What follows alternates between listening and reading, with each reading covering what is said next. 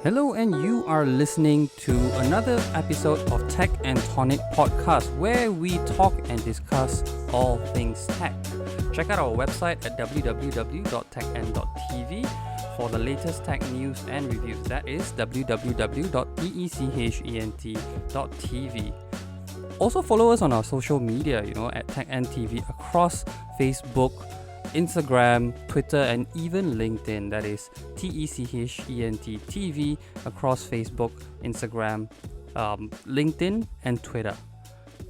Today you are joining me again, Darwin and Jeevan, on the 13th episode of Season 2 of our Tech and Tonic podcast. And as usual, we will start with the news, like what happened last week right? So last week, one thing came, okay? On Friday, finally, Clubhouse is available on Android, and me and Jeevan has been on the platform, but we haven't been doing anything, or at least I haven't joined anything. I don't know. I'm so lost.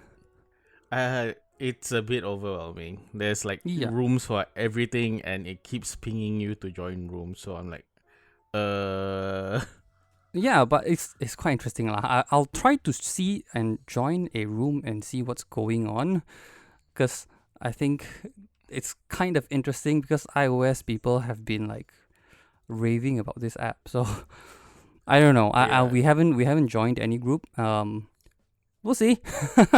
Yeah. Anyway, MSI also launched a few new laptops. Okay, these are made for creators and gamers. Okay, these are their 11th generation Intel Core processor based laptop, and it's also fitted with the latest NVIDIA GeForce RTX 30 series.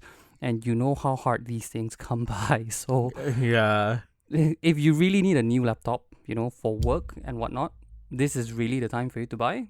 But if you're not desperate, I think you should wait because the prices are still not cheap. the prices are actually quite expensive at this point just because of the shortage. Yeah, but the manufacturers actually came back and confirmed with us that prices of laptops now are actually about 30% higher than last year, right? So yeah, you might want to wait before you get a laptop, Yeah. Anyway, back to Malaysia, right? Oppo launched their new A74 device. This is, their mid-range device, and they've always made good mid-range devices, right? So Yep. the A74, Yeah, it's the 4G version. They actually announced the 5G version a little bit earlier. I think earlier in May, or was it late April? Yeah. Yeah, so nothing to shout about there. It's just probably slightly cheaper than the 5G version, right? So if you're looking for a budget phone, you know where to look. I mean, you're not going to get 5G anytime soon anyway, so this should be enough, right? Yeah. Xiaomi also launched new 4K TVs in Malaysia, and honestly, they actually look quite amazing, okay? Because the highest end that they have, 4,900 ringgit or something like that, okay, that comes with a Samsung QLED panel. It looks so good. Oh my god. It does. And it's near borderless, so you really get an immersive experience from it. Yeah, and it's huge though. Yeah, it's 75 inch, okay? So if you want something smaller, okay, you're not going to get the high-end QLED panel.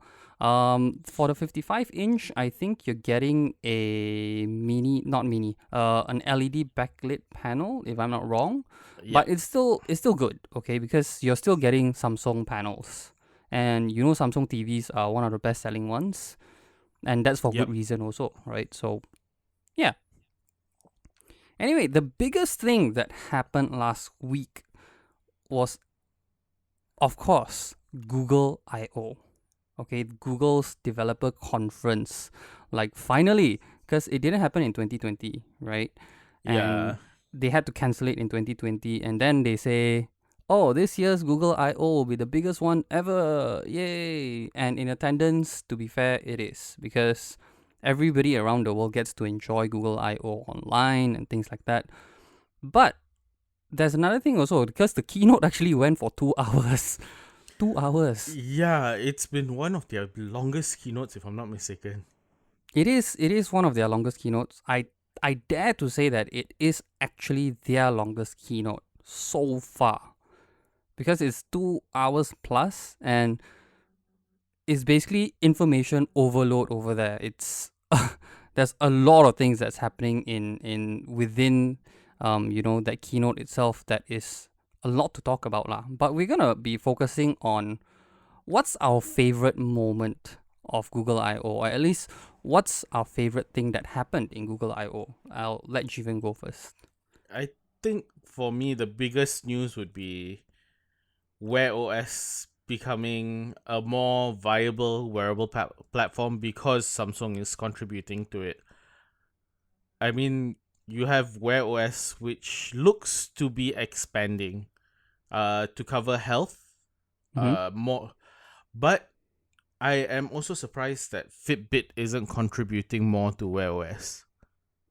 Yeah, I actually thought, or actually expected, when they were announcing about Android and stuff like that, I was expecting them to like include Fitbit a bit more, because Fitbit is bought over by Google, and not for very little money. They bought it for like what, 4 billion? Something like that. Yeah, that's a lot of money, to be fair. Like, why would you spend 4 billion and not use Fitbit? Yeah, and the most surprising part, at least for me, is that they decided to use Samsung's health platform, like to handle the analytics and data and sensors on Wear OS. But the good part of that is Samsung already has developers on the platform, and they are also bringing it to make things easier for Wear OS developers. Yeah, I think the involvement on Samsung is great, because in my opinion, at least in my humble opinion, Samsung's Tizen OS, or at least their Samsung Galaxy Watch, and previously it was their Samsung Gear S3 series, was it? Yeah, the Gear S series, right? Was technically the best sort of watch or wearable device that you can get for an Android, from an Android ecosystem. And it's not even Android, it's not even a Google software, it's not even Wear OS. And Samsung gave up on Wear OS like years ago. They gave up on Wear OS, I think, before even the second iteration came out. Yeah.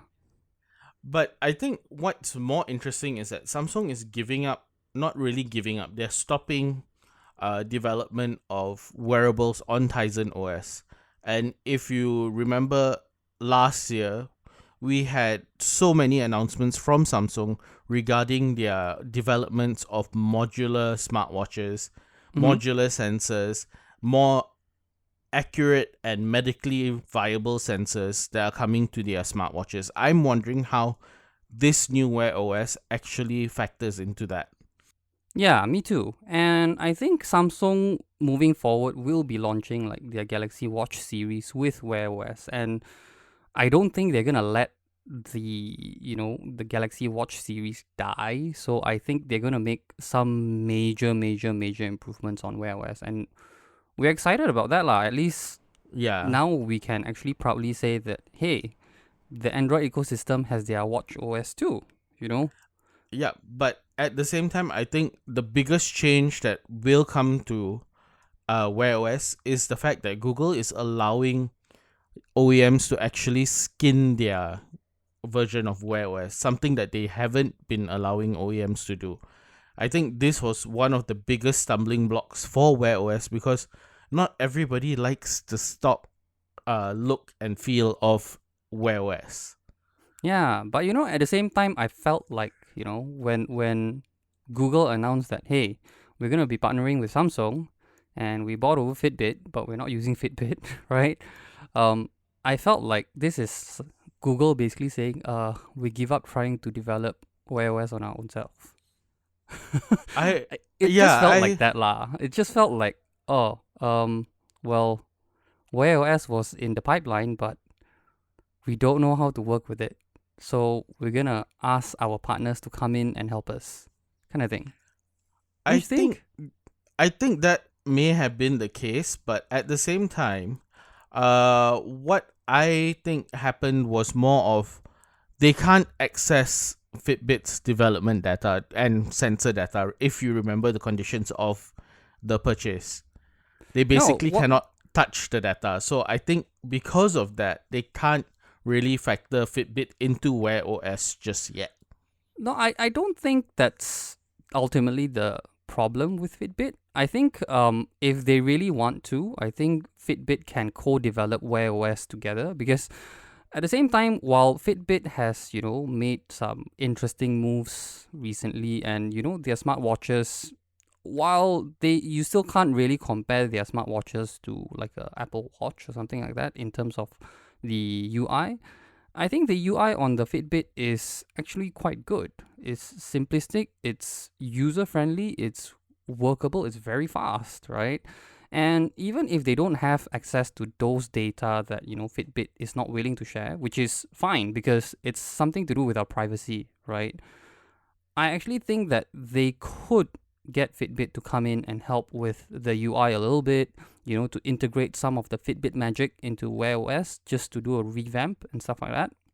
But I think also at the same time, Google didn't want to go into that direction of simplifying Wear OS to the point that it's just blocks and boxes, like what you see on a Fitbit.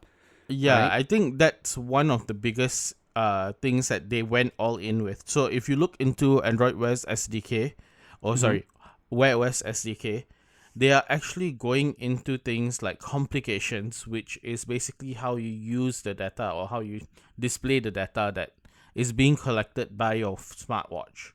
And they're Yeah. going into things like tiles, which is not like for Fitbit, you only swipe up and down. And Rarely do left and you. right also lah, you do actually, but and at least I do, because I set alarms and stuff like that, and I do actually download apps on my Fitbit, so Yeah, sometimes you do. Yeah. sometimes you do, but Google is going all in, like putting not even apps, they're putting widgets in your left and right tile where you can actually access a lot more functionality Which is what compared to a Samsung Fitbit. has been doing lah, right? And this is what Yeah. Samsung has been doing well, and that's why they went to Samsung. But at the same time, why? I I mean, think I mean, you I could have just done it yourself. It's I don't know. It's Google. I think for Google it made more sense just because they're already developing a lot with Samsung for Android Wear. So we know that Knox is the underlying layer of Android security at this point. And I think, yeah, That's Google. That's Wear OS, right? I think the other more exciting thing to me after that was they announced Android 12. And Android 12 is now out on beta for, a few devices that we don't have, because Samsung chooses to release their beta like way later with their skin on top. Okay, so us Samsung users have to wait a little bit, have to be a little bit patient. But anyway, it does look good because they basically redesigned the whole Android experience, and not in terms of functionality at least, right? It's still Android as you know it. It still functions like an Android. There's still an app drawer, don't worry. Okay, and there's still the normal notifications and everything. It still looks like Android, but it also looks very different. They call it Material U, not the U letter. It's Material YOUU. yeah, and I think there's good reason for it because they have gone all in for customization. You can customize everything from even the color of your accents and stuff like that, which I find very exciting.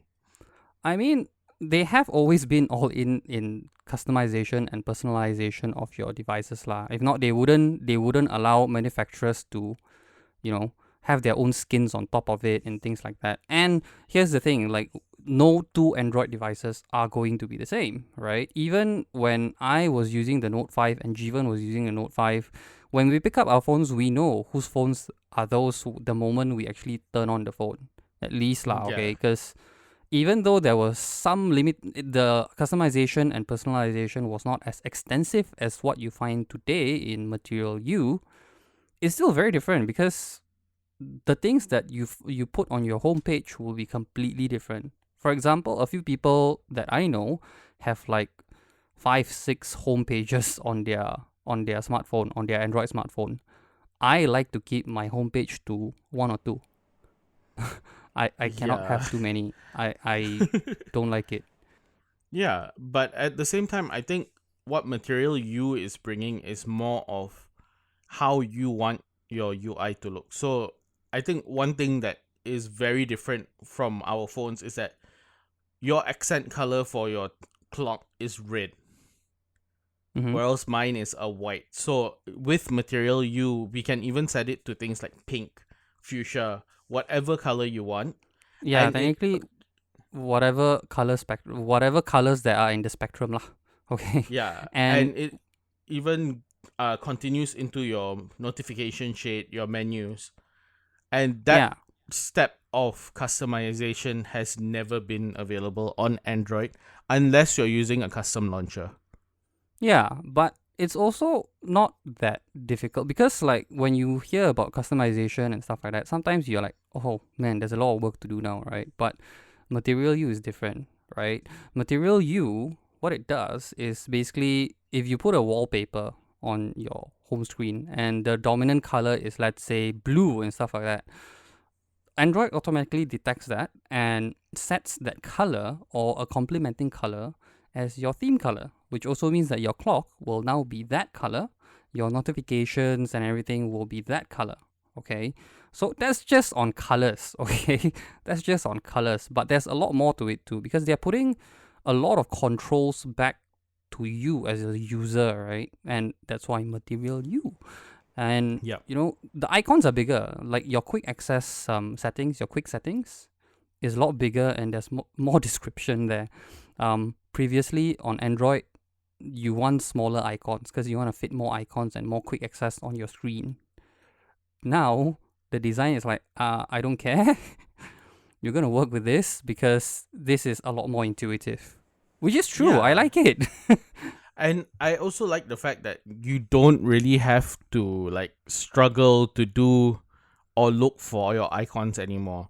Like Yeah, a lot of times when you pull down your notification shade, because it's so your quick toggles is so cluttered because the icons are so small. You yeah. literally have to go through and be like, okay, which one is which?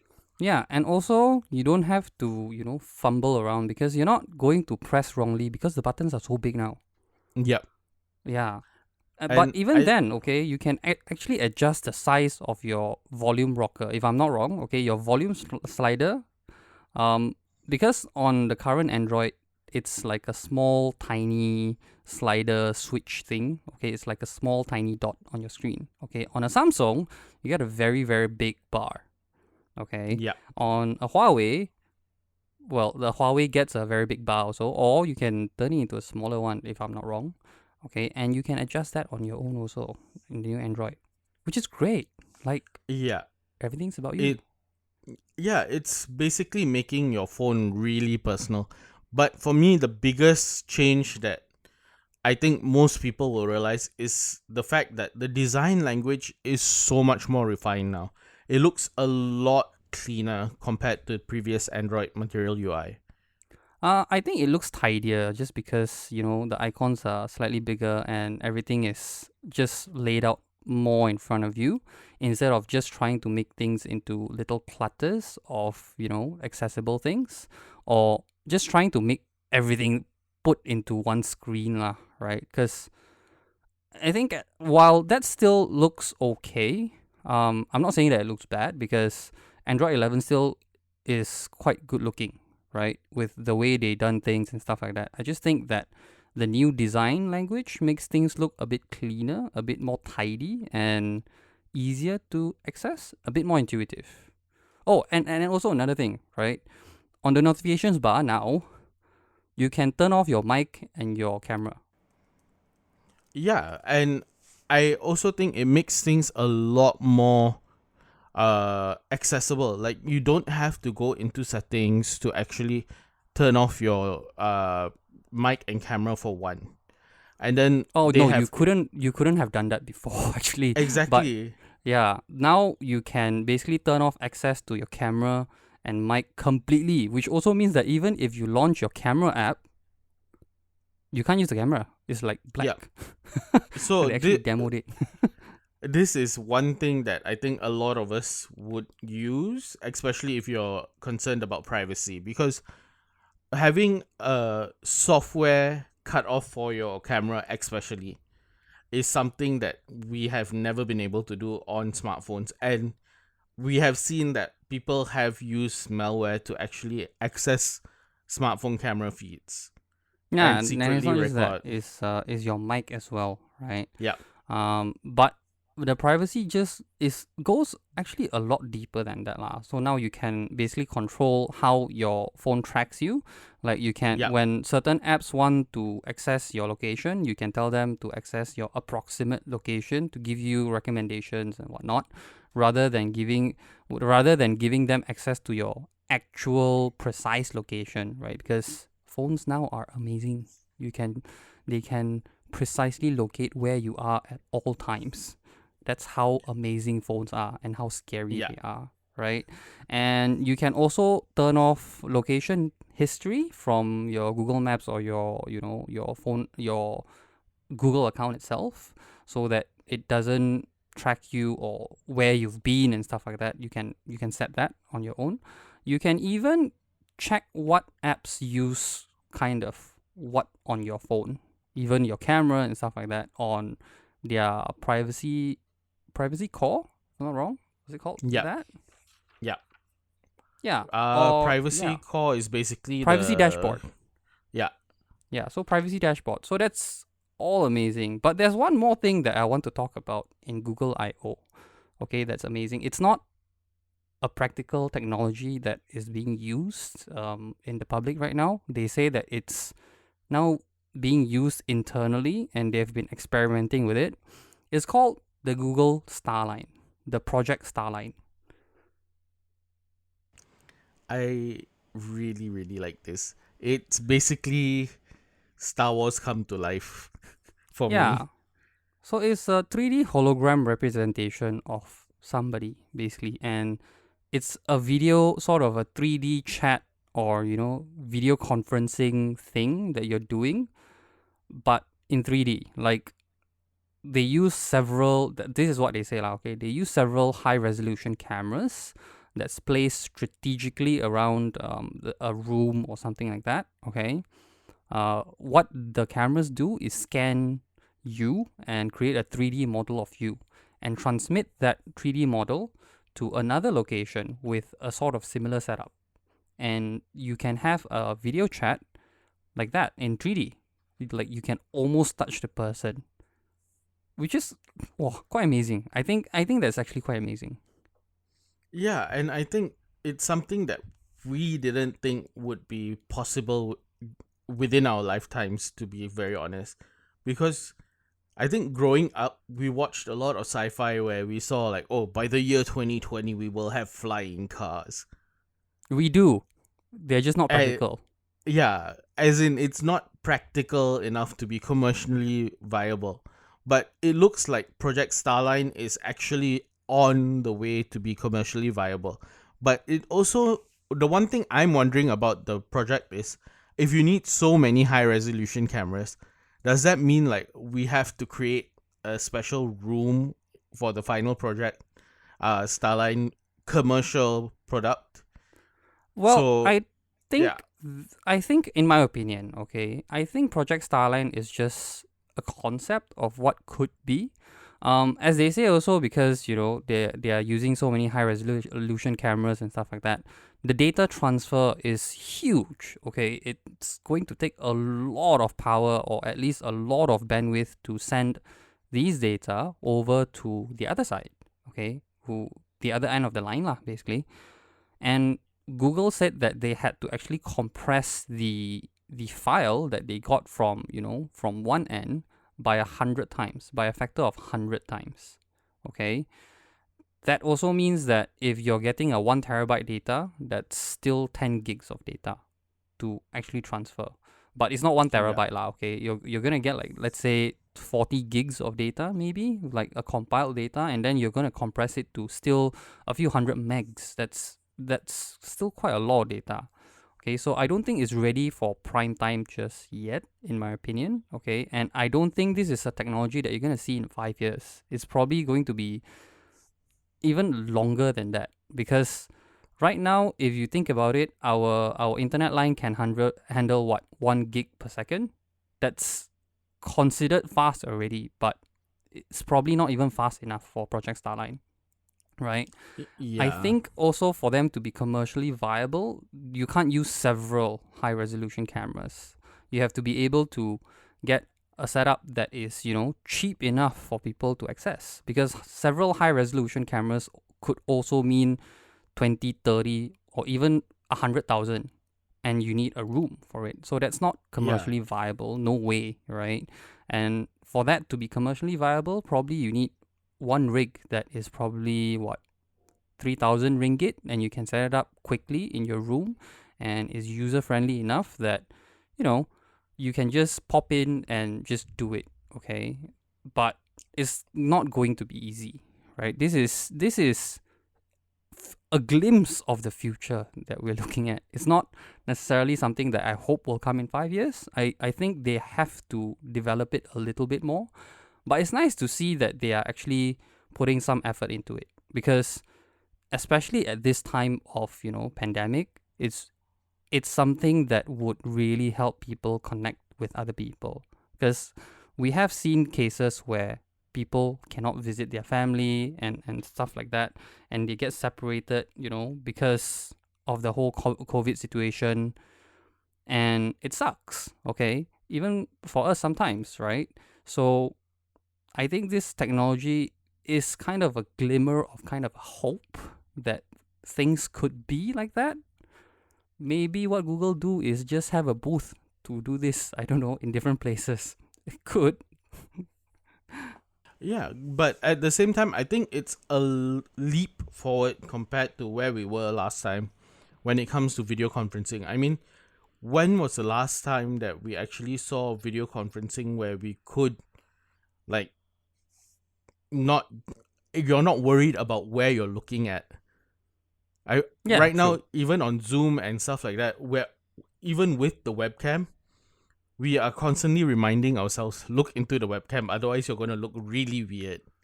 No, but you're not going to look into the webcam because you're going to look at people, right? You're never going to look at the webcam. And there are actually software corrections to do that, right? Even NVIDIA has their own, I think Razer has their own sort of technology to do it also. And NVIDIA's technology is actually one of the more one of the most viable one currently out there. So if you have an new NVIDIA powered laptop, you can actually do that, or NVIDIA powered PC for that matter, right? You can technically use that technology and make it look like you're looking into the webcam when you're talking to people. But yeah, it's not something that is natural to us anyway, unless we place the camera right in front of us and, we do some hack lah. There is a YouTube video for that, by the way. Yeah, and the thing about it is the way it looked in the video itself that Google showed, you're not going to be worrying about it because you literally see a person in front of you. Yeah. But again, this is a beta technology. This not even beta, okay? They're just experimenting with the technology in their own office, and they are letting a few people try it. And the video is basically glimpses of what could be. We don't actually know what is in the pipeline, or whether there were any difficulties in getting a connection, and whether there's any stability issues with the connection. Because remember, you are transferring not one image, you're transferring several images at the same time, and you're stitching those images together from one end to the other. Okay, so we don't know. We don't know, but it's exciting. At least it's very exciting. It's very, very exciting.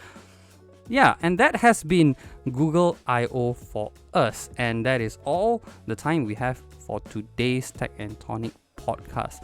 Let us know what you think in the comment section. If you're watching this on YouTube, I know we didn't upload a YouTube video last week. If you have any comments or you have anything or any thoughts about Google I/O, you can just comment and let us know on our social media. If you're listening on Google Podcasts or Apple Podcasts, let us know there as well. If you're listening on Spotify, you can reach out to us on our website www.techn.tv.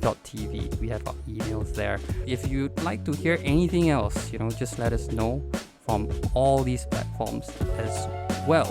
Let us know what you think about Google I/O, and thank you for listening. This is Darwin and Jeevan signing out. Bye bye. See ya.